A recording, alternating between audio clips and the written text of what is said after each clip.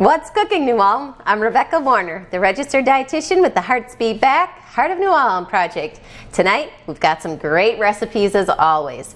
You know, it's getting to be summer barbecue season and plenty of us are going to be at the lake or we're going to be at those potlucks or maybe at the ball field, and you're going to need a good salad to bring along. We actually have two great recipes tonight. We're going to start with our first one. It's going to be a peanut salad, and it's not what you think. We're going to be using some Napa cabbage or red cabbage. We're going to have a little bit of chicken, some sliced carrots, and then we're going to make a really great sauce with this, and we're going to be using some toasted sesame oil, rice vinegar, peanut butter, and some oil.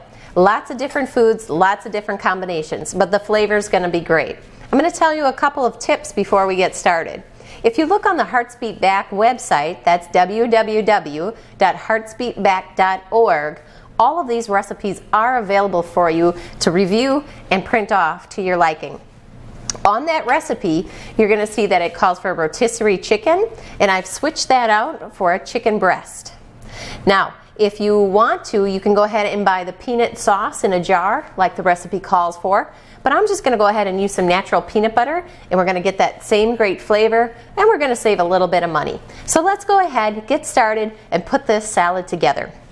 As you can see, I've already put the red cabbage in our bowl. All I did was cut up about half of a head, maybe a little bit more, depending on how many people you're planning to serve. You know, half a head looks pretty good. We're doing pretty good with this portion. By the time we get all of our ingredients in, it's going to make a good sized salad. This is going to serve up to 10 people, so make sure you plan ahead. With that then, we're going to go ahead and add in some shredded carrots. Now, carrots are very inexpensive. You can easily buy full carrots and shred them down yourself. But if you're in a hurry, you can do what I did, and I already bought the shredded carrots from the store.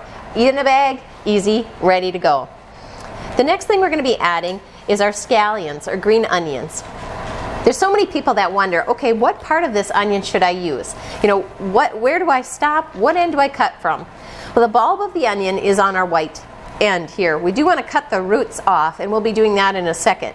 Now, once you wash these onions, you can cut up as far as you'd like to go. You can use the entire onion. It's all edible. Every layer has a little bit of different flavor. The stronger flavor is in our bottom, and it's get a little more mild as we go up. Now, if you want just the stronger flavor, the rule of thumb is to bend, and where it breaks, that's where you would stop cutting. But we're going to go ahead and use the entire onion tonight. So let's go ahead and get started with the chop bun. Let me grab a knife.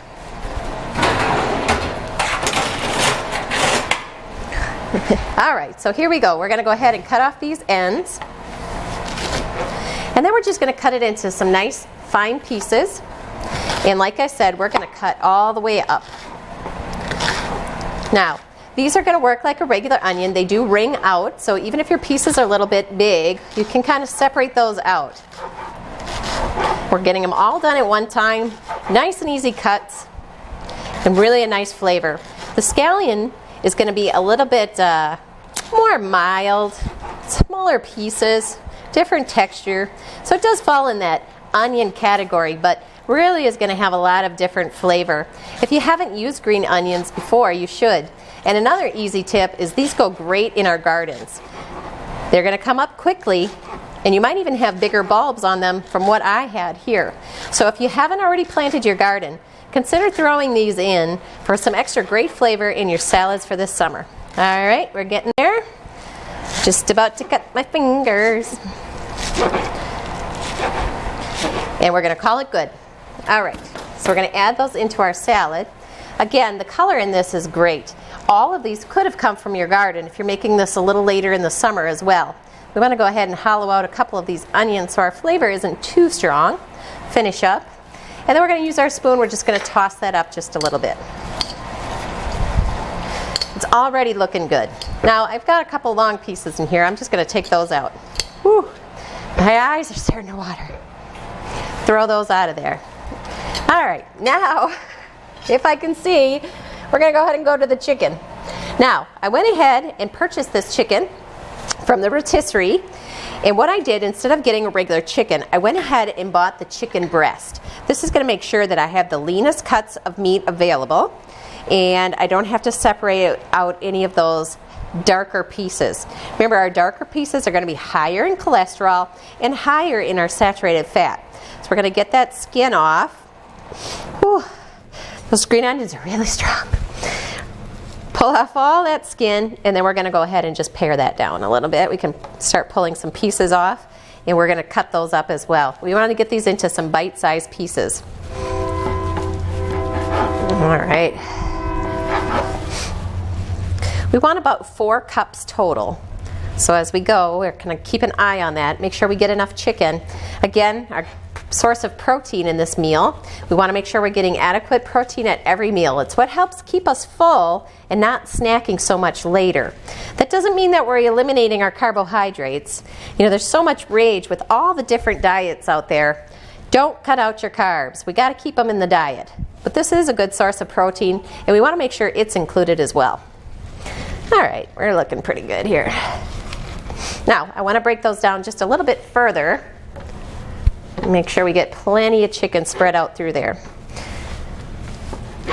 Now, if you have any issues with sodium, if you're watching your blood pressure or have any fluid retention, any CHF in your history, you may want to go ahead and buy a chicken and make it up yourself. Rotisserie chickens do include a little bit of extra sodium in the way they're cooked and the way they're made at the grocery store.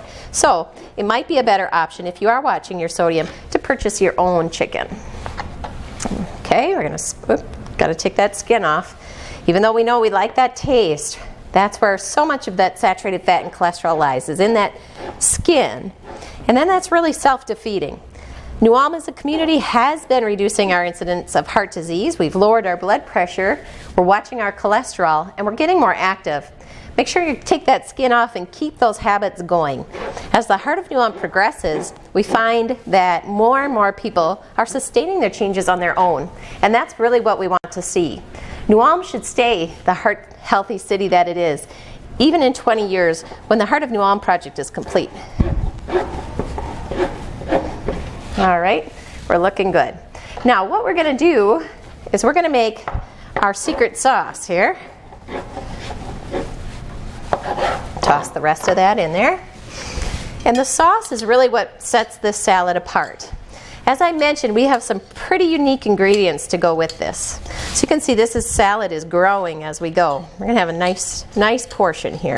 Okay, so what goes in here is going to be some rice vinegar.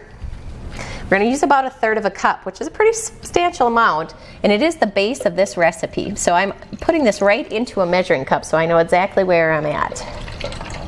Okay? Then we're going to use, like I said, instead of the peanut sauce out of the jar, we're going to go ahead and add a big dollop of regular peanut butter. Now I did use the natural. It's just a little bit lower in fat. It also doesn't have any added sugar to it. And so if that's something that you want to give a try, I would encourage you to do so. We are going to add about 1/4 cup of oil. And for our unique flavor with this, we're going to add some sesame oil. This is found in our Asian food department, and it really spices things up. It's not hot, it just has a very unique flavor. All right, we're going to mix that together. Again, like I said, if you want to go ahead and make the investment on the peanut sauce in the jar, you can do that. It is how the recipe is written. This recipe was provided by Eating Well, which is a very popular magazine and a partner of the Heart of New Ulm.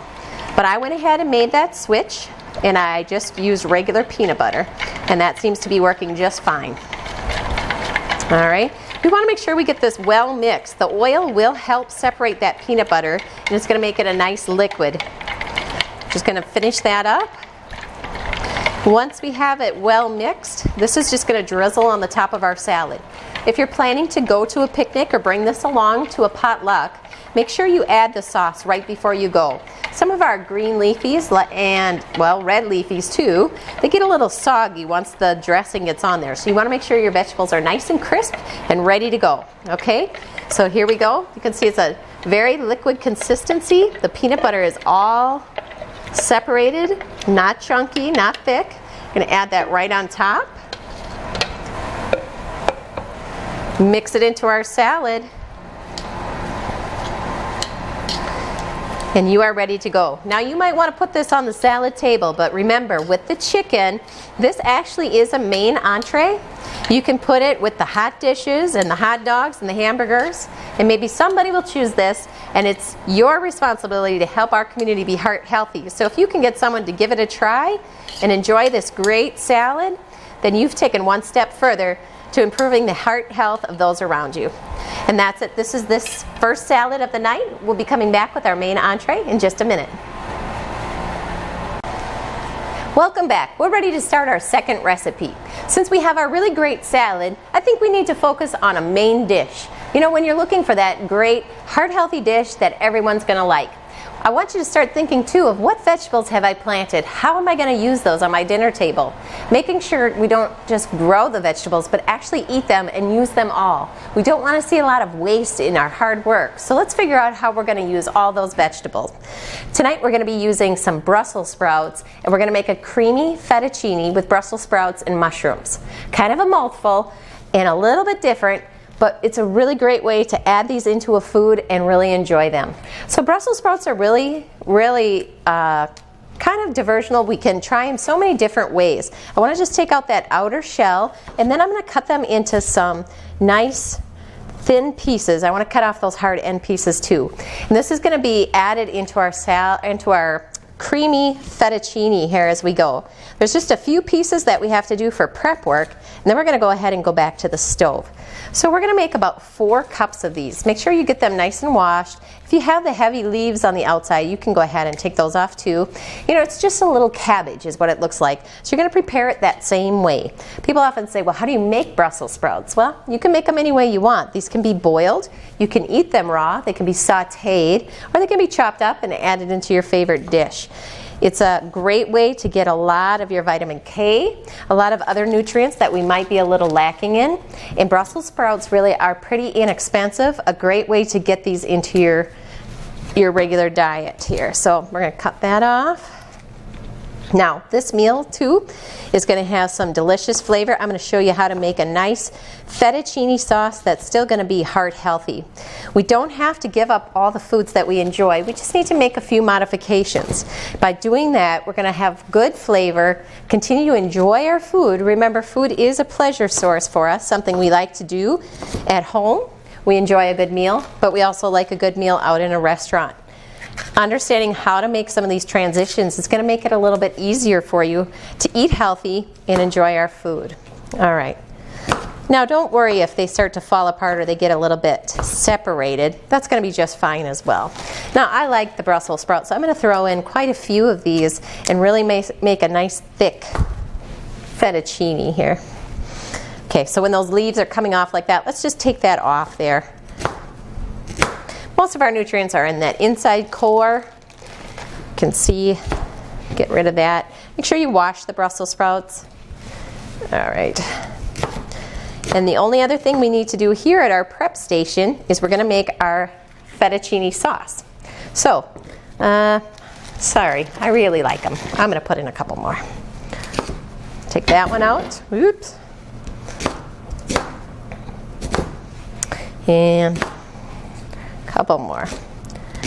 Now you could replace this in this meal if you wanted to with a Napa cabbage, or you could use the red cabbage that we used in our previous recipe, but the Brussels sprouts really do add nice flavor, and it's a good way to introduce people to them.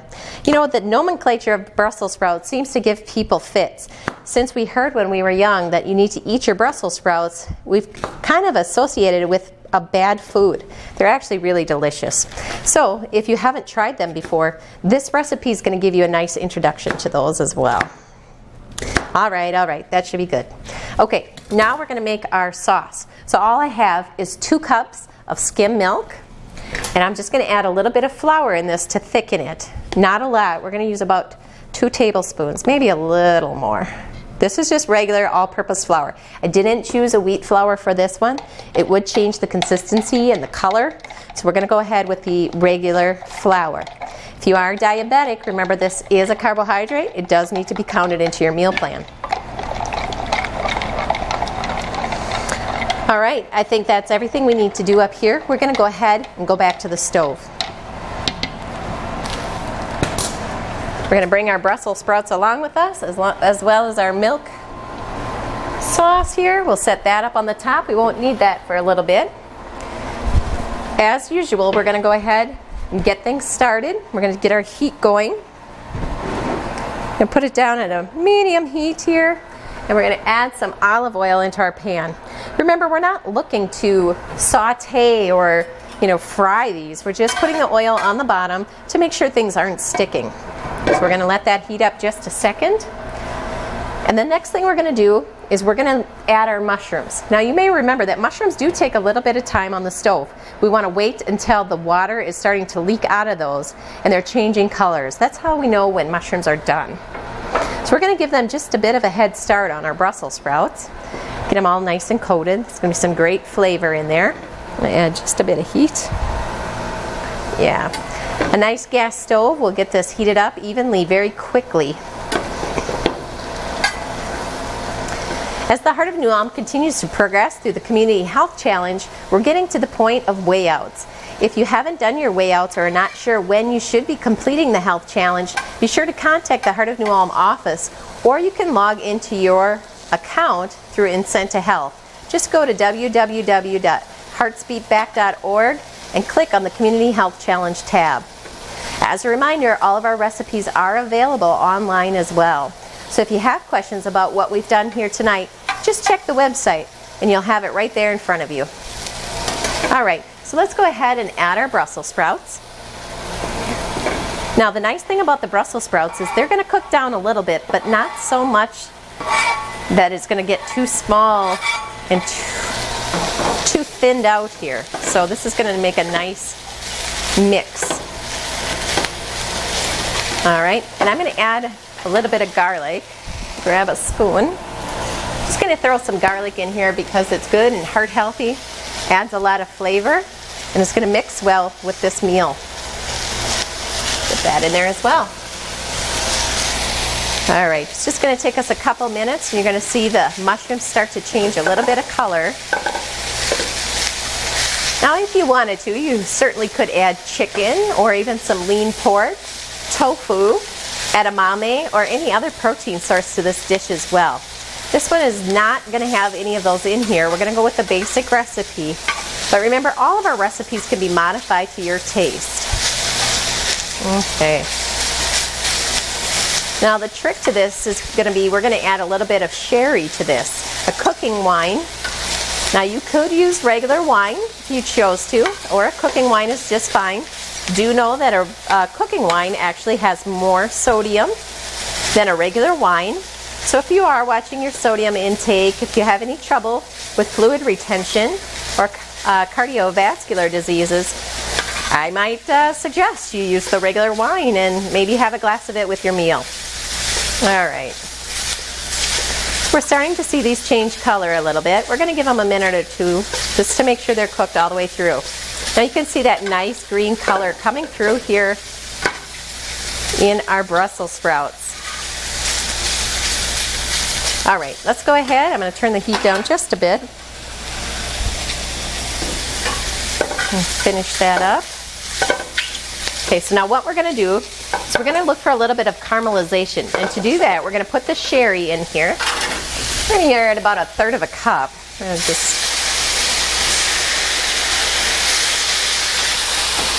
Okay, when we do that, you can see it starts to brown on the bottom. And we're going to scrape those bits off there. And that's going to add some really nice caramelization and great flavor to this. Okay, now that burned off fairly quickly. If you're using a sherry, it will take about a minute. And if you're using a regular wine, it's only going to be about 30 seconds. So keep an eye on that. Keep it moving. We don't want to see things burn in a great dish like this. Now the last thing that we really need to do here is finish that off, make sure it's cooked all the way through, get rid of all that sherry in there. That is strong, so you don't want that staying in your pan before you add your cream sauce. Okay, make sure it's all out of there. I still see a little, so we're going to cook that just a bit longer. Crank up our heat again. That's the nice thing about gas. You have heat on demand. We're not waiting for this stove to heat up or cool off. You have it right on demand. It's a nice feature.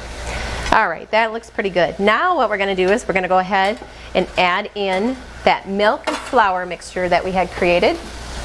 And we're going to bring that to a boil as well. And let that thicken. And that's going to create a nice sauce. Okay, once that comes to a boil, we're going to start to see it thicken up fairly quickly. Leave that there. Now the last ingredient that we're going to be putting into this pan is we're using feta cheese. Now if you wanted to use some Asiago, you could do that. Goat cheese would be fine, mozzarella. The original recipe does call for the Asiago, and I did choose the feta. It's a little bit more reasonably priced. It's a little bit easier to find in New Ulm, and I like the taste. So don't hesitate to change some of those things out. All right, this is looking good, nice and thick. That's what we like. Now, in a meal like this, you could have cut down the Brussels sprouts, you could have added squash, you could have added broccoli. Any of the vegetables that you enjoy would certainly fit in here. This is just an example of how to make a really great meal. Now, if you haven't had Brussels sprouts, do go ahead and try this recipe. You will be surprised. They're very, very tasty. They're not as foreign as you might think. They are going to taste just like one of our cabbages, and they're going to have really nice texture in here as well. Okay, so this is starting to come to a boil. And the last thing then is we're going to go ahead and add our cheese. We're going to use about 1 cup. And this is obviously already crumbled, so we're going to add that in. And this is going to melt down, and this is what's going to make that nice, thick, cheesy flavor for us in our fettuccine. Okay? Now there's no rush. We don't need to keep it so hot. Just give it a few minutes. This is going to melt down just fine. You can see this is really going to be good. As we go back to the counter to plate this, I will tell you that the recipe again calls for a whole wheat fettuccine, something I did not find here in New Ulm as I looked. So I went with a vegetable pasta. It actually is made out of tomatoes and carrots, and it does provide 1 serving of vegetables in each pasta serving. So, you know, if you can't find everything right the way the recipe calls for it, make the necessary substitutions, make the best choices you can, and continue to follow your portion size. As we look at heart health and weight loss, we know that portion size is really a driving factor for us. It doesn't matter if you always choose heart-healthy foods. If we eat too much, we're still going to see problems with weight gain, and we're still going to take in too much cholesterol and other not so heart-healthy options. All right, this is looking good. Maybe a little more. I want to make sure it's nice and thick. I'm going to feed the cameraman as I thank New Cat for being here, and Jeff Haitala. This looks great. All right, let's go ahead, bring it back to the counter, and we're going to plate this up. Okay. As I mentioned, I chose a vegetable pasta. You can see that's going to have really great color. It looks a little orange because of the vegetables it's made out of. This is a good serving size here. This is about 1.5 cups. For diabetics, remember, this is about a 3 carbohydrate choice. We're going to add that right on top.